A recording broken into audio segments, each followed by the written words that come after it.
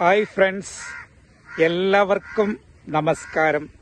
ഞാൻ നിങ്ങളുടെ സ്വന്തം സോണിച്ചൻ 40 എല്ലാവർക്കും സുഖമെന്ന് വിശ്വസിക്കുന്നു.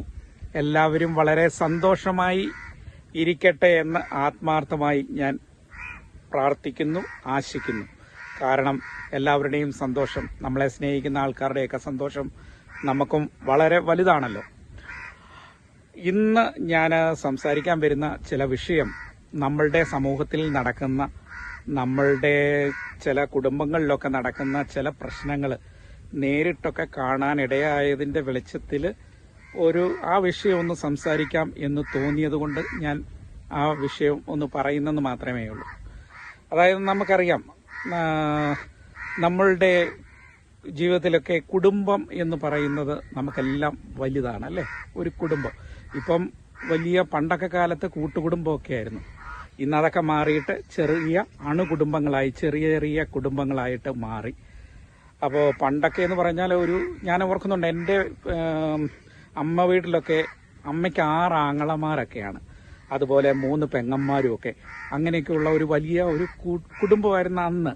അമ്മയുടെ വീട്ടിലെ അമ്മയുടെ 6 ആങ്ങളമാര്, 3 പെങ്ങന്മാർ, അങ്ങനെയൊക്കെയുള്ള ഒരു കുടുംബം. അന്ന് ആ കുടുംബത്തിലൊക്കെ എന്ന് പറഞ്ഞാൽ നമ്മൾ കുഞ്ഞുനാളിലൊക്കെ ചെല്ലുമ്പോഴത്തേന് അവരുടെ ആ സ്നേഹവും ഐക്യവും ഒക്കെ, എന്താ സ്നേഹം. അമ്മയൊക്കെ ചെല്ലുമ്പം പെങ്ങളെ ബാക്കി കയറി പോകാന്നൊക്കെ പറഞ്ഞ് ആങ്ങളെ വിളിക്കുന്നു. അതുപോലെ തന്നെ നാത്തൂൻ, അമ്മയുടെ ആങ്ങളയുടെ ഭാര്യ, അതായത് ആൻറ്റി സ്വീകരിച്ചുകൊണ്ട് പോകുന്നു.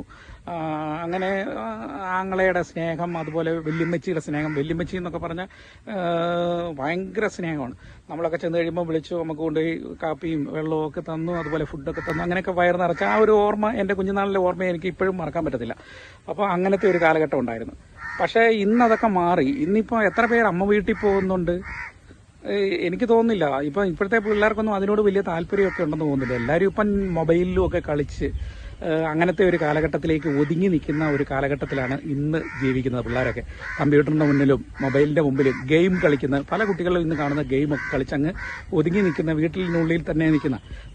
ഞങ്ങളുടെയൊക്കെ ചെറുപ്പത്തിൽ എന്ന് പറഞ്ഞാൽ, ഞങ്ങൾ ഈ അവധിക്കാലമൊക്കെ ആയി കഴിഞ്ഞാൽ, അവധിക്കാലം തന്നെയല്ല, സ്കൂളിൽ നിന്നൊക്കെ വിട്ട് കഴിഞ്ഞ് വന്നു കഴിഞ്ഞാൽ നമ്മൾക്ക് തൊട്ടടുത്തുള്ള ഒരു സ്ഥലത്ത് പോയിട്ട് കളിക്കാനും ക്രിക്കറ്റ് കളിക്കാനും അങ്ങനെയൊക്കെയുള്ള ഒരു കാലഘട്ടം ഉണ്ടായിരുന്നു. അതൊക്കെ എന്ന് പറഞ്ഞാൽ ഒരു രസമാണ്. അതുപോലെ തന്നെ സ്കൂളിൽ പോകുന്ന സമയത്ത് മാങ്ങയൊക്കെ പറിച്ച് അത് കൂട്ടുകാരെല്ലാവരും കൂടി വലിയ ആനന്ദത്തോടെയൊക്കെ അങ്ങനെയൊക്കെ നടന്നൊക്കെ പോകുന്നതും ബോട്ട് കയറി പോകുന്നതും. എൻ്റെ വീടിൻ്റെ അവിടുന്ന് ബോട്ട് സർവീസൊക്കെ, അപ്പോൾ ബോട്ടൊക്കെ കയറിയാണൊക്കെ ഞങ്ങൾ സ്കൂളിലൊക്കെ പോയിക്കൊണ്ടിരുന്നത്. അങ്ങനത്തെ ഒരു കാലഘട്ടമൊക്കെ ഉണ്ടായിരുന്നു. അതൊക്കെ നമുക്ക് ഓർത്തെടുക്കുമ്പോൾ ഇന്നും നമുക്കതൊക്കെ നല്ല നല്ല ഓർമ്മകൾ.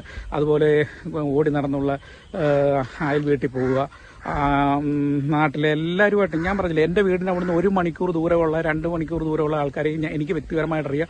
അത് ഇന്നടത്തെ കൊച്ചനാണെന്ന് എല്ലാവർക്കും അറിയാം, ഇന്നടത്തെ വീട്ടിലെ കൊച്ചനാണ് എന്ന് അവർക്കും അറിയാം. അപ്പോൾ അങ്ങനെ ഒരു ബന്ധവും ഒക്കെ അന്നത്തെ കാലത്ത് നാട്ടുകാരും നമ്മളും ഒക്കെ തമ്മിൽ ഒരു ബന്ധമൊക്കെ ഉണ്ടായിരുന്നു. ഇന്ന് അതൊക്കെ കാലഹരണപ്പെട്ടു പോയി.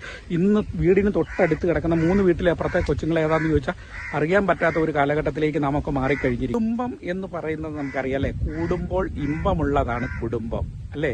കൂടുമ്പോൾ ഇമ്പമുള്ളത്, അതായത് ഭാര്യ, ഭർത്താവ്, അപ്പൻ, അമ്മ, മക്കള്, വല്യപ്പൻ, വല്യമ്മ, അങ്ങനെയൊക്കെയുള്ള ആ ഒരു അവസ്ഥ. എൻ്റെ ചെറുപ്പത്തിലൊക്കെ ഞാൻ അതൊക്കെ നന്നായിട്ട് ആസ്വദിച്ചിട്ടുണ്ട്. എന്തായിരുന്നു അല്ലേ അന്നത്തെ കാലഘട്ടം എന്നൊക്കെ പറയുന്നത്. നമുക്കിപ്പോഴും അത് ഓർത്തെടുക്കാനായിട്ട് നമുക്കൊരു വലിയ ഒരു സന്തോഷമാണ്. അങ്ങനെ വല്യപ്പൻ്റെയും വല്യമ്മയുടെയും ഒക്കെ സ്നേഹമൊക്കെ ആസ്വദിച്ച്, അതുപോലെ അമ്മ വീട്ടിൽ ചെല്ലുമ്പോഴത്തേനും അവരുടെ സ്നേഹമൊക്കെ ആസ്വദിച്ച് ആ ഒരു കാലഘട്ടം നമുക്ക് ഇപ്പോഴും മറക്കാൻ പറ്റില്ല. അതാണ് ആ കുടുംബത്തിൻ്റെ ആ ഒരു ഇമ്പം. അത് വലിയൊരു ഇമ്പം തന്നെയായിരുന്നു, പേര് പോലെ തന്നെ. പക്ഷെ ഇന്ന് അതൊക്കെ മാറി. ഇമ്പത്തിന് പകരം ഇന്ന് ഇമ്പം ഉണ്ടോ? പല വീടുകളിലും ഇമ്പം ഉണ്ടോ എന്നുള്ളത് ചോദിച്ചു കഴിഞ്ഞാൽ സംശയമാണ് പലപ്പോഴും. കാരണം ഇന്നിപ്പോൾ നമുക്കറിയാം, കുടുംബങ്ങൾ തമ്മിലുള്ള ബന്ധങ്ങൾ, എല്ലാവരും തമ്മിൽ, സഹോദരനും സഹോദരിയും അപ്പനും മക്കളും ഒക്കെയുള്ള ബന്ധങ്ങളും സ്നേഹവും ഒക്കെ ഇന്ന് ഒത്തിരി കുറഞ്ഞു വന്നിരിക്കുകയാണ്. ഇന്ന് മാതാപിതാക്കളോട് പല മക്കൾക്കും സ്നേഹമില്ലാത്തൊരവസ്ഥ. അങ്ങനത്തെ ഒരു കാലഘട്ടത്തിലാണ് ഞാൻ ഇന്ന് ജീവിക്കുന്നത്. അത് പറയാൻ കാര്യം, എൻ്റെ വീടിനടുത്ത്, അതായത് എൻ്റെ നാട്ടിൽ തന്നെയുള്ള ഒരു ചെക്കനെ, ആ ചെറുക്കൻ കല്യാണമൊക്കെ കഴിച്ച് മക്കളൊക്കെ ഉണ്ട്. അപ്പോൾ ആ ചെറുക്കന് ഈ പറഞ്ഞ കണക്ക് കഴിഞ്ഞ ദിവസം ഞാനിന്ന് വീഡിയോ ഇങ്ങനെ പിടിക്കാനായിട്ട് പുറത്തൂടെ റോഡിലൂടെ എൻ്റെ വീടിൻ്റെ അവിടുന്ന് ഗേറ്റ് തുറന്ന് ഞാനിങ്ങനെ പോകുമ്പോൾ ആ ചെറുക്കൻ ഇങ്ങനെ സംസാരിക്കുന്നത് ഞാനിങ്ങനെ കേട്ടു. അതായത് എൻ്റെ അപ്പൻ ഒരു എൻ്റെ അപ്പൻ ഒരു ഒരു ഒരു എന്താണ് അതിന് പറയുന്ന മണ്ടരി വന്ന തെങ്ങാണെന്ന് സ്വന്തം മകൻ സ്വന്തം അപ്പനെ പറ്റി പറയുന്ന കാര്യമാണ് ഞാൻ ഈ പറയുന്നത്.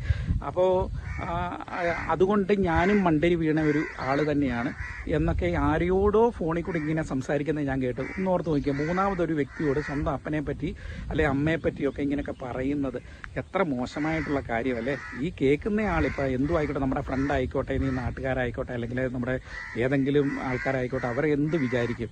സ്വന്തം മാതാപിതാക്കളോട് ഒരിക്കലും അങ്ങനെയൊന്നും ചെയ്യാൻ പാടില്ല. നമ്മളെ ഇപ്പം അവനൊരു 45-48 വയസ്സുണ്ട്. അവൻ്റെ അമ്മയെ പറ്റിയും അപ്പനെ പറ്റിയൊക്കെ അങ്ങനെയൊക്കെ പറയുമ്പോൾ ഇത് കേൾക്കുന്ന ആൾക്ക് അവനങ്ങനെ തോന്നിയില്ലേലും, ഒരു ലജ്ഞ തോന്നിയില്ലേലും, കേൾക്കുന്ന ആൾക്ക് അങ്ങനെ തോന്നത്തില്ലേ? ഇപ്പം എനിക്കാണെങ്കിൽ ഒരാളിങ്ങനെ സ്വന്തം അപ്പനെ പറ്റി അമ്മയെ പറ്റിയൊക്കെ പറയുന്നത് എന്നോട് ഇങ്ങനെ പറയുകയാണെങ്കിൽ എനിക്ക് തോന്നും. കാരണം എന്താണെന്ന് വെച്ചാൽ എന്താ അല്ലേ, ജനിപ്പിച്ച് അവനെ ഒരു 45 വയസ്സ് വരെയൊക്കെ ആക്കി അവൻ കല്യാണമൊക്കെ കഴിഞ്ഞ് മക്കളുമൊക്കെ ആയി. ഇപ്പോൾ അപ്പനും അമ്മയൊക്കെ ഒരു ബാധ്യത പോലെയാണ്. അപ്പനെയും അമ്മയൊന്നും ഒരു ഇഷ്ടമില്ല, എന്തോ അവരൊക്കെ ഓൾഡ് ഫാഷനാണെന്നോ അല്ലെങ്കിൽ അവരൊക്കെ വേസ്റ്റ് ആണെന്നുള്ള ഒരു ചിന്തയൊക്കെയാണ്. എന്താണേലും നമ്മളെ ജനിപ്പിച്ച നമ്മളുടെ അപ്പനും അമ്മയും കഴിഞ്ഞിട്ടേ നമ്മുടെ ജീവിതത്തിൽ എന്തുള്ളൂ. ഒരു കാര്യം ഞാൻ പറഞ്ഞോട്ടെ, നമ്മളുടെ മാതാപിതാക്കൾ ജീവിച്ചിരിക്കുന്ന കാലമാണ് ഏതൊരു വ്യക്തികളുടെയും സുവർണ കാലഘട്ടം എന്ന് പറയുന്നത്. അത് പറയാൻ കാരണം അവരില്ലാതെ വരുമ്പോൾ കണ്ണുള്ളപ്പോഴേ കണ്ണിൻ്റെ കാഴ്ച അറിയുള്ളൂ, കണ്ണില്ലാതെ വരുമ്പോഴേ കണ്ണിൻ്റെ കാഴ്ചയുടെ വില നമുക്ക് മനസ്സിലാവുകയുള്ളൂ. കണ്ണുള്ളപ്പോൾ അതിൻ്റെ വില മനസ്സിലാകില്ല. അപ്പോൾ ആ ഒരു അവസ്ഥയാണ്. അപ്പോൾ മാതാപിതാക്കൾ ജീവിച്ചിരിക്കുമ്പോൾ ചിലപ്പോൾ പക്ഷേ നമുക്കത് തോന്നില്ല. അത് പറയാൻ കാര്യം എൻ്റെ 1-2 കൂട്ടുകാർ എന്നെ വിളിച്ചിട്ട് പറഞ്ഞിട്ടുണ്ട്, എടാ നീ നിൻ്റെ അപ്പനോടും അമ്മയോടും ഒക്കെ ഇങ്ങനെ ഓരോ വീഡിയോയിലും അതുപോലെ തന്നെ കൊണ്ട് ഇങ്ങനെ അവരെ കൊണ്ട് പള്ളിയിലും അതുപോലെയൊക്കെ പോകുന്ന കാണുമ്പോൾ ഞങ്ങൾക്ക് അസൂയ തോന്നിയിട്ടുണ്ട്. എന്നോട് തുറന്നു പറഞ്ഞതാണ്. ഇപ്പോൾ ഞങ്ങൾക്ക് അതിനുള്ള അവസരമില്ല. കാരണം അന്ന് ഞങ്ങൾക്ക് തോന്നിയിട്ടുമില്ല. അപ്പനും അമ്മയും ജീവിച്ചിരുന്ന സമയത്ത് ഞങ്ങൾക്ക് അവരെ സ്നേഹിക്കാനോ മറ്റു കാര്യങ്ങളോ അന്നേരം ഒന്നും നമുക്കിതിൻ്റെ വിലയൊന്നും മനസ്സിലായില്ല. ഇപ്പോൾ അവർ നഷ്ടപ്പെട്ട സമയത്താണ് നമുക്ക് അവരുടെ വില മനസ്സിലാകുന്നത്. ഓരോ കാര്യത്തിനും അങ്ങോട്ട് പോയി ഇങ്ങോട്ട് പോയി ഒക്കെ ചെയ്തുകൊണ്ടിരുന്ന അച്ചായനാണ്, വീട്ടിലെ എല്ലാ കാര്യങ്ങളും ചെയ്തുകൊണ്ടിരുന്ന അമ്മച്ചിയാണ്. ശരിയല്ലേ? പറഞ്ഞൊക്കെ ശരിയല്ലേ? പക്ഷേ ഇപ്പോഴാണ് വില മനസ്സിലാക്കുന്നത്. നിൻ്റെ വീട്ടിലെ ഇപ്പോൾ ഇതൊക്കെ കാണുമ്പോൾ എനിക്ക് അസൂയ തോന്നുന്നു. ശരിയാണ്, നമ്മൾ നമ്മുടെ മാതാപിതാക്കളെ സ്നേഹിക്കുമ്പോൾ അതിപ്പരം നമുക്കൊരു സന്തോഷം എന്താണ് എനിക്ക് കിട്ടുന്നുണ്ട് കേട്ടോ. കാരണം നമ്മുടെ ജീവിതത്തിൽ, എൻ്റെ ജീവിതത്തിൽ ഏറ്റവും പ്രധാനമെന്ന് പറയുന്നത് എൻ്റെ മാതാപിതാക്കളാണ്. അവരുടെ ഇഷ്ടം ഞാൻ നോക്കിയിട്ട് എൻ്റെ ജീവിതത്തിൽ മറ്റെന്ത് കാര്യങ്ങളും ഞാൻ ചെയ്യുകയുള്ളൂ. ഇന്ന് നമുക്കറിയാം, നമ്മുടെ വീട്ടിലൊക്കെ എത്ര പേർക്ക് മാതാപിതാക്കളുടെ ജന്മദിനം, ബർത്ത്ഡേ അറിയാം? അത് ആഘോഷിക്കുന്ന എത്ര പേരുണ്ട്? ഒന്ന് ഓർത്തു നോക്കി. നമ്മുടെയൊക്കെ നിങ്ങൾ തന്നെ ഒന്ന് ഓർത്തു നോക്കി. ഇത് കാണുന്ന നിങ്ങൾ തന്നെ ഒന്ന് ഓർത്തു നോക്കി, എത്ര പേരുണ്ട്? പിന്നെ മറ്റ് ചടങ്ങുകളൊക്കെ ആയിക്കോട്ടെ, അവരുടെ വിവാഹ വാർഷികം ആഘോഷിക്കുന്ന എത്ര പേരുണ്ട്? ഞാനൊക്കെ അവരുടെ വിവാഹ വാർഷികമൊക്കെ ആഘോഷിക്കുന്നത്, ഞാനത് കേക്കൊക്കെ മുറിച്ച് ഞങ്ങളൊക്കെ ആഘോഷിക്കാറുണ്ട്. അതുപോലെ ബർത്ത്ഡേ ഒക്കെ ആണെങ്കിൽ ഹാപ്പി ബർത്ത്ഡേ ഒക്കെ പറയാറുണ്ട്. കാരണം അതൊരു വലിയ സന്തോഷം തന്നെയാണ്. അതായത് ഒരു മകനല്ലേ ഒരു മകള് സ്വന്തം മാതാപിതാക്കളെയൊക്കെ വിളിച്ച് ചുറ്റുവിരുത്തിക്കിട്ട് ഒരു കേക്കൊക്കെ മുറിച്ച് കഴിയുമ്പോൾ അവരുടെ ആ സന്തോഷം എന്ന് പറയുന്നത് ഒന്ന് ഓർത്ത് നോക്കി, എത്ര വലിയ സന്തോഷമായിരിക്കും. ഞാനൊക്കെ അത് അനുഭവിച്ചിട്ടുണ്ട്. ഞാനിങ്ങനെ ഈ കേക്ക് മുറിക്കുമ്പോഴും അതുപോലെ തന്നെ പൂക്കളൊക്കെ കൊടുക്കുമ്പോഴും, ഈ കഴിഞ്ഞ ദിവസം ഞാൻ എൻ്റെ അമ്മച്ചിക്ക് ഇതായിരുന്നല്ലോ, കഴിഞ്ഞ ദിവസം മാതൃദിനമായിരുന്നു. പിതൃദിനമാണെങ്കിലും പിതൃദിനത്തിനും നമ്മൾ ഗിഫ്റ്റും കാര്യങ്ങളും ഒക്കെ കൊടുക്കും പിതാവിന്, അച്ചായന്. അതുപോലെ അമ്മയ്ക്ക് കഴിഞ്ഞ ദിവസം മാതൃദിനമായിരുന്നു. അപ്പോൾ മാതൃദിനത്തിൽ ഞാൻ അമ്മച്ചിക്ക്, എല്ലാ മാതാപിതാക്കളുടെയും ദിനമായിരുന്നല്ലോ കഴിഞ്ഞ ദിവസം. അപ്പോൾ എൻ്റെ അമ്മച്ചിക്ക് ഞാനൊരു റോസാപ്പൂ കൊണ്ട് കൊടുത്തു. ഉച്ച സമയത്തായിരുന്നു, കൊടുത്തു. ഇങ്ങനെ കെട്ടിപ്പിടിച്ച് അമ്മേ ഹാപ്പി മദേഴ്സ് ഡേ എന്ന് പറഞ്ഞപ്പോൾ അമ്മയുടെ ആ മുഖത്തുണ്ടായ സന്തോഷം, ആ പൂ കൊടുത്തപ്പോൾ അമ്മ എൻ്റെ മുഖത്തേക്ക് നോക്കി ആ ചിരിയുടെ ആ നിഷ്കളങ്കത, ആ വാത്സല്യം, അതൊക്കെ ഒന്ന് അനുഭവിക്കാനായിട്ട് ഒരു വലിയ ഭാഗ്യമാണ് എനിക്ക് കിട്ടുന്നത്. കാരണം എന്താ വെച്ചാൽ നിങ്ങളും നിങ്ങളുടെ ജീവിതത്തിൽ ഞാൻ പറയുന്നതെന്ന് വെച്ചാൽ അത് അനുഭവിക്കുമ്പോൾ ആ ഒരു സന്തോഷം വലുതാണ് കേട്ടോ.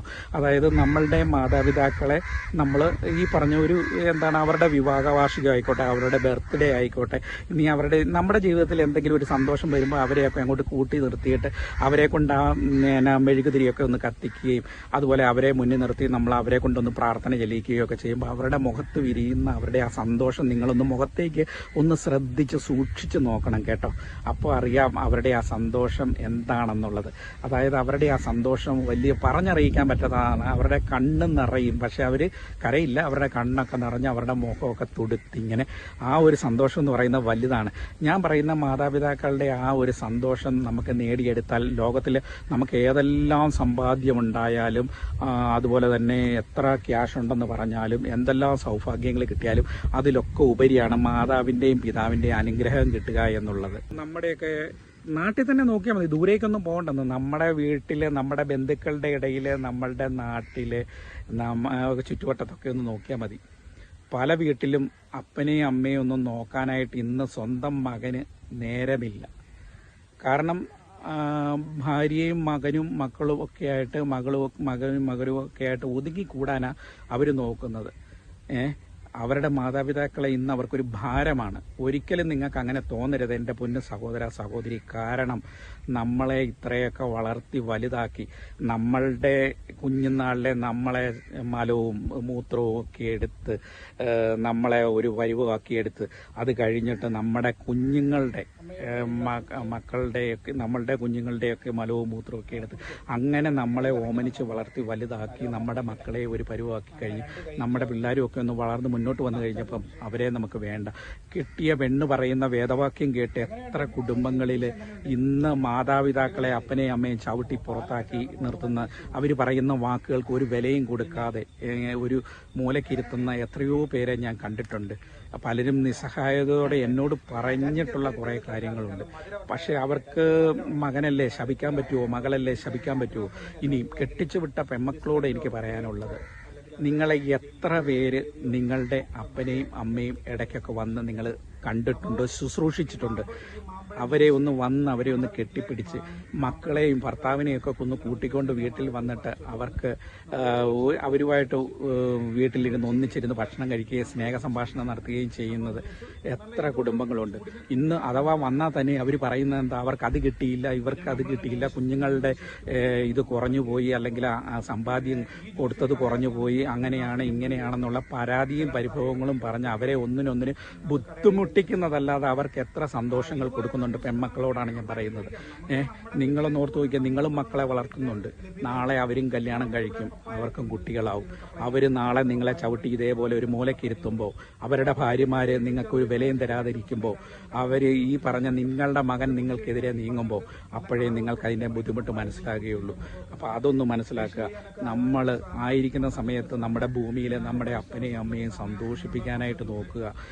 നമ്മളുടെ മക്കളെ, നമ്മൾ മാതാപിതാക്കളെ ശുശ്രൂഷിക്കുന്നത് അവരെ കാണിച്ചു കൊടുക്കുക. അതായത് അപ്പനും അമ്മയ്ക്കും ചോറ് വിളമ്പി കൊടുക്കുന്നതും അവരെ പരിചരിക്കുന്നതും അവരുടെ ഡ്രസ്സൊക്കെ അലക്കി കൊടുക്കുന്നതും, അതുപോലെ അവരെയും കൊണ്ട് നമ്മൾ ഔട്ടിങ്ങിന് പോകുമ്പോൾ, നമ്മൾ പുറത്തൊക്കെ ബീച്ചൊക്കെ കാണാൻ മക്കളും ഭാര്യയായിട്ട് പോകുമല്ലോ, അവരെ കൂടെ കൂട്ടിക്കൊണ്ട് നമ്മളും പോകണമെന്നേ നമ്മളുടെ അപ്പനെയും അമ്മയും. അവർക്കും ആഗ്രഹമുണ്ട്, അവർ പറയുന്നില്ലെന്നേ ഉള്ളൂ. നമ്മുടെ അപ്പനെയും അമ്മയൊക്കെ കൂട്ടിക്കൊണ്ട് ഇതുപോലെയുള്ള ബീച്ചിലും അതുപോലെ നമ്മളുടെ ബന്ധുമിത്രാദികളുടെ വീട്ടിലും അതുപോലെ പള്ളികളിലൊക്കെ ഇപ്പോൾ എന്തെങ്കിലും പ്രാർത്ഥനയ്ക്കൊക്കെ നമ്മൾ പോകുന്നുണ്ട്, അവരെയൊക്കെ കൂട്ടിക്കൊണ്ടൊക്കെ പോകണം. അപ്പോൾ അവരുടെ ആ സന്തോഷമൊക്കെ നമുക്ക് അവരുടെ ആ പ്രാർത്ഥനയൊക്കെ വലുതാന്നേ, അതൊക്കെ അനുഭവിക്കാനായിട്ടൊക്കെ സാധിച്ചാൽ, അത് ഞാൻ പറഞ്ഞില്ലേ, നിങ്ങൾക്ക് എന്തെല്ലാം സൗഭാഗ്യങ്ങൾ, പണവും പ്രശസ്തിയും, നിങ്ങൾ ഏതെല്ലാം പ്രശസ്തരായാലും നിങ്ങളുടെ മാതാപിതാക്കളുടെ ആ അനുഗ്രഹമൊന്നും കിട്ടിയില്ലെങ്കിൽ നിങ്ങളുടെ ജീവിതത്തിൽ നിങ്ങൾ വെറും വട്ടപൂജ്യമായി മാറും. നമ്മൾ ഓരോരുത്തരും വെറും സീറോയായി മാറും. നമ്മളുടെ മാതാപിതാക്കളെ നമ്മൾ സ്നേഹിക്കണം. എനിക്ക് ഈ കെട്ടിച്ചുവിട്ട പെൺമക്കളോടും പറയുന്നത്, ഇടയ്ക്കൊക്കെ വന്ന് അവർ നിങ്ങളുടെ മക്കളെയും കൂട്ടിക്കൊണ്ട് വന്ന് ഭർത്താവിനെയും കൂട്ടിക്കൊണ്ട് വന്ന് ഇവരെയൊക്കെ ഒന്ന് ശുശ്രൂഷിച്ച് നല്ല വാക്കുകളൊക്കെ പറഞ്ഞിട്ട്.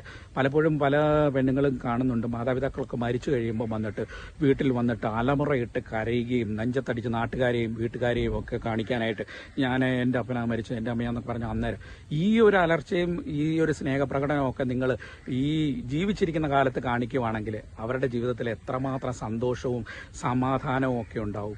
ഇത് മരിച്ചിട്ട് വന്നിട്ട് നിങ്ങൾ കുറേ മരണാനന്തര ക്രിയകൾ ഈ ഇപ്പം 41 7 41 ആണ്ടും ഒക്കെ നടത്തിയിട്ട് എന്താ കാര്യം? അത് അവർക്ക് കഴിക്കാൻ പറ്റാതെ മറ്റുള്ളവർക്ക് മേടിച്ച് അന്നമൊക്കെ കൊടുത്തിട്ട് എന്താ കാര്യം? നിങ്ങളുടെ മാതാപിതാക്കൾക്ക് സ്വീറ്റ്സ്, നല്ല മിഠായികൾ മേടിച്ചു കൊടുക്കുക, നല്ല കേക്ക് മുറിക്കുക, അതുപോലെ നല്ല നല്ല ഫുഡ് കൊടുക്കുക, നല്ല ബിരിയാണി വെച്ച് കൊടുക്കുക, നല്ല ഫുഡുകൾ കൊടുക്കുക, അവരെ സന്തോഷിപ്പിക്കുക, അവരുടെ അനുഗ്രഹം നേടിയെടുക്കുക. അപ്പോൾ നമ്മുടെ ജീവിതത്തിൽ നല്ല സന്തോഷവും സമാധാനവും ഐശ്വര്യവും ഒക്കെ. മാതാ പിതാ ഗുരു ദൈവം എന്നാണല്ലോ പഴമൊഴി. നമ്മൾ ആദ്യം കണ്ട ദൈവങ്ങളെന്ന് പറയുന്നത് നമ്മളുടെ മാതാപിതാക്കളാണ്, അല്ലേ? ഈ മാതാപിതാക്കളാണ് നമുക്ക് ഗുരുവിനെയും ദൈവത്തെയും കാണിച്ചു തന്നത്. തീർച്ചയായും നമ്മൾ മാതാപിതാക്കളെ കണ്ടതിന് ശേഷമാണ് മറ്റ് ദൈവങ്ങളെ നമ്മൾ കണ്ടത്. അതായത് ഗുരുവിനെ ആയിക്കോട്ടെ, അതുപോലെ തന്നെ ദൈവത്തെയാണേലും ഇവരാണ് കാണിച്ചു തന്നത്. അപ്പോൾ നമ്മളുടെ ആദ്യത്തെ കാണപ്പെട്ട ദൈവം എന്ന് പറഞ്ഞത് മാതാപിതാക്കളാണ്. അവരെ നമ്മൾ സ്നേഹിക്കുകയും ആദരിക്കുകയും ബഹുമാനിക്കുകയും ചെയ്യണം. അവരെ ബഹുമാനിക്കുകയും ആദരിക്കുകയും ചെയ്യാതെ നമ്മൾ ഏതെല്ലാം അമ്പലങ്ങളിൽ പോയിട്ട് അല്ലെങ്കിൽ ഏതെല്ലാം പള്ളികളിൽ പോയി എത്രയൊക്കെ നമ്മൾ നേർച്ച കാഴ്ചകൾ കൊടുത്ത് പ്രാർത്ഥിച്ചാലും ആ പ്രാർത്ഥനയ്ക്കൊന്നും വിലയില്ല. സ്വന്തം നമ്മളുടെ വീട്ടിൽ നിൽക്കുന്ന നമ്മളുടെ മാതാപിതാക്കൾക്ക് വേണ്ടുന്ന ശുശ്രൂഷകളൊക്കെ ചെയ്ത് അവർക്ക് വേണ്ടുന്ന കാര്യങ്ങളൊക്കെ ചെയ്ത് കൊടുത്തതിന് ശേഷം നീ ദൈവത്തെ വിളിച്ചാൽ നിന്റെ പ്രാർത്ഥന ദൈവം കേൾക്കും. അല്ലാത്ത പ്രാർത്ഥനയൊക്കെ നമ്മൾ കുടം കമഴ്ത്തി വെച്ചിട്ട് വെള്ളം കോരി, കിണറ്റിൽ നിന്നും വെള്ളം കോരി ഒഴിക്കുന്ന പോലെ. കാരണം കുടത്തിന്റെ പുറത്തേക്ക് വെള്ളം വീണിട്ട് അത് കുടത്തിന്റെ ഉള്ളിലേക്കല്ല വീഴുന്നത്, അത് പുറത്തേക്കാണ്, അത് ചെതറിപ്പോകത്തേ ഉള്ളൂ. ഇതുപോലെയാണ് നമ്മളുടെ ജീവിതവും. നമ്മൾ മാതാപിതാക്കളെ നോക്കി അവർക്ക് വേണ്ടുന്ന ശുശ്രൂഷകളൊക്കെ ചെയ്തിട്ട് നമ്മൾ കിണറ്റിങ്കരെ പോയിട്ട് കുടം മലത്തി വെച്ചിട്ട് അതിലേക്ക് തൊട്ടിയിൽ വെള്ളം കോരി അതിൻ്റെ വെള്ളം ഒഴിക്കുകയാണെങ്കിൽ ആ കുടം നിറയും. ഇതുപോലെയാണ് നമ്മളും വേണ്ട മാതാപിതാക്കൾക്ക് വേണ്ട ശുശ്രൂഷകളൊക്കെ ചെയ്തതിന് ശേഷം നമ്മൾ പള്ളിയിലും അമ്പലത്തിലും പോയി നേർച്ച കാഴ്ചകളൊക്കെ അർപ്പിച്ച് പണമൊക്കെ നേർച്ചയിട്ട് അല്ലെങ്കിൽ അവിടെ പോയി വേണ്ടുന്ന നേർച്ച കാഴ്ചകൾ സമർപ്പിച്ചാൽ അത് ദൈവം സ്വീകരിക്കും. അല്ലാത്ത പ്രാർത്ഥനയൊക്കെ വെറും വിഫലമാണ്, ഒരു പ്രയോജനമില്ല. മുമ്പ് സൂചിപ്പിച്ചില്ലായിരുന്നോ, അതായത് ഒരു ചെറുക്കൻ്റെ കാര്യം, അതായത് നാട്ടിലുള്ള ആ ചെറുക്കൻ അവൻ്റെ അപ്പനെ പറ്റി പറഞ്ഞത് എനിക്ക് ഇപ്പോഴും അത് വീണ്ടും അത് മനസ്സിലേക്ക് വല്ലാതെ അത് തികട്ടി വരികയാണ്. അതായത് അവൻ്റെ അപ്പനെ പറ്റി പറഞ്ഞത് പേട്ട് തെങ്ങായിരുന്നു, മണ്ടരി വീണ തെങ്ങാണ്. അപ്പോൾ അപ്പനെ അങ്ങനെയാണ് പറഞ്ഞത്, മണ്ടരി വീണ തെങ്ങാണ്.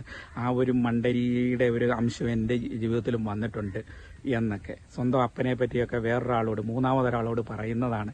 അപ്പോൾ ഞാനത് പറയാൻ കാരണം, ഒരിക്കലും നമ്മുടെ മാതാപിതാക്കളെ നിങ്ങൾക്ക് ഒരിക്കലും ഇതുപോലെ മറ്റുള്ളവരുടെ മുമ്പിൽ താത്തുകെട്ടി പറയരുതേ എന്നുള്ള ഒരു അപേക്ഷയാണ് എനിക്കുള്ളത്. അതുപോലെ എന്നിട്ട് അവൻ പറയുകയാണ്, ഈ ഞാനോ മണ്ടരിയായി നീ എൻ്റെ കൊച്ചിനെ ഒരു IAS കാരനാക്കണമെന്നാണ് എൻ്റെ ആഗ്രഹം. അവൻ IAS കാരനല്ല, എന്തായാലും അവന് സ്വന്തം മാതാവിനെയും പിതാവിനെയും ഒക്കെ ഇങ്ങനെ കുറ്റം പറയുന്ന ഇവനേക്കാളും തരികിടയായി അവൻ മാറും. എന്ത് IAS ആയിക്കോട്ടെ, IPS ആയിക്കോട്ടെ, ഡോക്ടർ ആയിക്കോട്ടെ, എഞ്ചിനീയർ ആയിക്കോട്ടെ, എന്തും ആയിക്കോട്ടെ, അവന് സ്വന്തം മാതാവിനെയും പിതാവിനെയും അവരുടെയൊക്കെ മുന്നിൽ വെച്ച് ഇങ്ങനെ താഴ്ത്തിക്കെട്ടി സംസാരിക്കുന്ന അവന് എവിടെ പോയാലും അവൻ ഗുണം പിടിക്കത്തില്ലെന്ന് മാത്രമേ എനിക്ക് പറയാനുള്ളൂ. കാരണം അത്രയ്ക്ക് വിഷമം തോന്നി എനിക്കത് കേട്ടിട്ട് തന്നെ. പിന്നെ അതുപോലെ തന്നെ എൻ്റെ നാട്ടിൽ നിന്ന് കുറേ ആൾക്കാർ ഇവിടെ നിന്ന് കുട്ടനാട്ടിൽ നിന്നും ചങ്ങനാശ്ശേരിയിലേക്കും അതുപോലെ പല സ്ഥലങ്ങളിലേക്കും ചേക്കേറിപ്പോയി. അപ്പോൾ അവരോട് ഞാൻ ചോദിച്ചു, എന്തുകൊണ്ടാണ് നിങ്ങൾ ഈ നമ്മുടെ സ്വന്തം നാട് വിട്ടിട്ട് നിങ്ങളിങ്ങനെ പോയത് എന്ന് ചോദിച്ചപ്പോൾ അവർ പറയാണ്, നമ്മുടെ നാട്ടിൽ നിന്ന് കൾച്ചറില്ല, പിള്ളേർ കൾച്ചറില്ലാതെ വളരും. അതായത് ഒരു സംസ്കാരമില്ലാത്ത നാട്, സംസ്കാരമില്ലാത്ത ആൾക്കാർ സ്വന്തം നാട്ടിൽ നിന്ന് പിള്ളേരെ പറിച്ചു നടുകയാണ്. എന്നിട്ട് അവിടെ പോയിട്ട് ഈ പറഞ്ഞ പലരും ഇന്ന് പോയിട്ട് അച്ചി വീട്ടിലാണ് തങ്ങുന്നത്. അച്ചി വീട്ടിൽ പോയി അടിമയെ പോലെ അവിടെ കീഴ്പ്പെട്ട് അവർ പറയുന്ന ആട്ടും തുപ്പും ഒക്കെ കേട്ടിട്ട് അവിടെ പോയിട്ട് ഇങ്ങനെ ജീവിക്കേണ്ട ഒരു ഗതികേട്. എന്നിട്ട് ഈ പറഞ്ഞ എന്താണ് അവിടെ പോയിട്ട് ഇവിടുത്തെ നമ്മുടെ നാടിന് ഒരു സംസ്കാരമില്ലാത്ത ആൾക്കാരും കൾച്ചറില്ലാത്ത ആൾക്കാരും, ഞാൻ പറഞ്ഞ ഇതിൻ്റെ അകത്ത് വലിയ വലിയ ആൾക്കാരും ഉണ്ട്, ഏതാ വലിയ ഹൈ ലെവലിലൊക്കെ ആണെന്നും പറഞ്ഞൊക്കെ ഇരിക്കുന്ന സ്വയം അങ്ങ് പൊങ്ങി നിൽക്കുന്ന ആൾക്കാരൊക്കെ ഉണ്ട്. അപ്പോൾ അങ്ങനെയുള്ളവരുമൊക്കെ നമ്മൾ ഈ പറഞ്ഞ നമ്മുടെ നാടിനെയൊക്കെ പുച്ഛിച്ചുകൊണ്ടൊക്കെ പോയ ആൾക്കാരൊക്കെ ഉണ്ട്. എന്നിട്ട് അവിടെ പോയി അടിമപ്പണിയെ പോലെ അവിടെയൊക്കെ പോയി ഇങ്ങനെ നിൽക്കുകയാണ്. എന്നിട്ടോ ഈ പറഞ്ഞ 4 കെട്ടിനുള്ളിൽ ഇങ്ങനെ ഒതുങ്ങിക്കൂടി നിൽക്കുകയാണ്. നാട്ടിലാണെങ്കിൽ 10 പേര് തിരിച്ചറിയും ഇന്നടത്തെ ആളാണ്. അവിടെ ചെന്നിട്ട് ടൗണിലൊക്കെ ചെന്നിട്ട് കഴിഞ്ഞാൽ ഒരു പൊട്ടനും ഇവനെ അറിയില്ല. അവിടെ ചെന്ന് ആ മതിലിനുള്ളിൽ ഒതുങ്ങിക്കൂടി നിൽക്കുകയാണ്. നമ്മൾ ചെന്ന് ആ സ്ഥലത്ത് പോയി അന്ന് അന്വേഷിച്ചാലോ ഇവനെപ്പറ്റി ഒരു വിവരമില്ല. അവിടെ ചെന്ന് കഴിഞ്ഞാൽ ഓട്ടോക്കാരോട് ചോദിച്ചാലോ ഇന്ന വീട്ടിൽ പോകണം, അറിയില്ല. ഞാൻ പറഞ്ഞ ഒരു പ്രമുഖനായ ഒരു വലിയ ജോലിയുള്ള ഞാൻ പറഞ്ഞ ഒരു പ്രമുഖമായ ആളിൻ്റെ ഒരു സ്ഥലത്ത് പോയിട്ട് ഞാൻ ആ ആളിനെ പറ്റി അന്വേഷിച്ചപ്പോഴാണ് പറഞ്ഞത് അയാളെ പോലും അറിയില്ല. അതാണ് നമ്മുടെ നാട് വിട്ട് കഴിഞ്ഞാൽ ഇത്രയൊക്കെ ഉള്ളൂ. അപ്പോൾ എനിക്ക് പറയാനുള്ളത്, നമ്മളുടെ വീട്, നമ്മുടെ നാട്, നമ്മുടെ ചുറ്റുവട്ടത്തുള്ള ആൾക്കാർ എല്ലാവരെയും ഒക്കെ സ്നേഹിച്ച് നമുക്ക് നമ്മുടെ ആ ഒരു നാട്ടിൻ പുറവുമായിട്ടൊക്കെ, എനിക്കിപ്പം എൻ്റെ നാട് വിട്ടിട്ട് എനിക്ക് ഒന്നും ചിന്തിക്കാനില്ല. ഇപ്പം എല്ലാവരും എല്ലാവർക്കും ആ ഒരു ആഗ്രഹമായിരിക്കും അല്ലേ, സ്വന്തം നാട്. അതിനോളം സ്നേഹം വേറെ എങ്ങും കാണില്ല.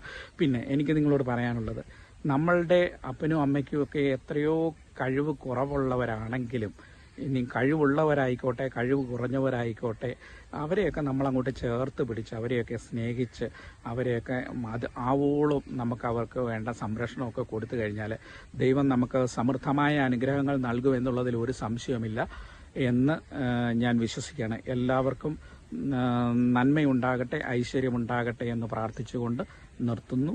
നന്ദി, നമസ്കാരം. Thank you.